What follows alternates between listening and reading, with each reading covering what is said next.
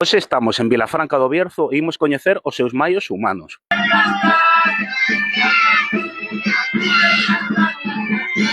Que significan os maios en Vilafranca do Bierzo? Bueno, é a celebración da entrada da primavera, como significaba en calquera punto, digamos, do norte peninsular, non?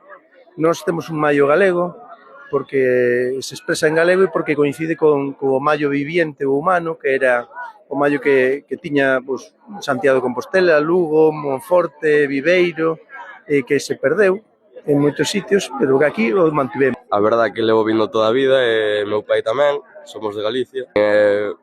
Dos viaxes máis importantes e máis bonitos que fago en todo o ano, e para o meu pai tamén. A mí es como un hito súper importante de, bueno, pues dar, aparte de que lo utilizamos para dar la bienvenida a la primavera, dejamos atrás la época de oscuridad y viene como la luz, que ya pues se tiene ganas al final, después de todos estos meses.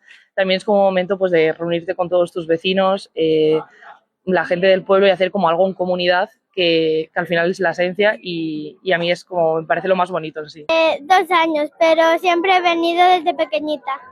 E que é o que máis te gusta desto? Pues vestirme de colores, con las flores. Os maios en Vilafranca del Bierzo é unha fiesta como o mundial, é como se fora o patrón de Vilafranca, igual que en Galicia o patrón de Santiago, ¿no? Pois é mundial. E aunque chova e requete chova, sempre o maio o sacamos, igual que ayer pola noite, e quemamos o burro e todo. O maio, aquí en Galicia, yo creo que é o mellor que hai. Os maios, para min, é como o Beltane, el Beltane celta.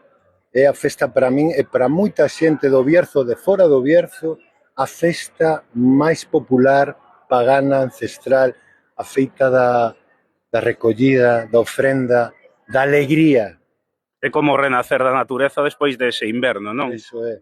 E vernos todos xuntos. Ás veces vémonos solo de ano en ano. E que alegría volver a vernos.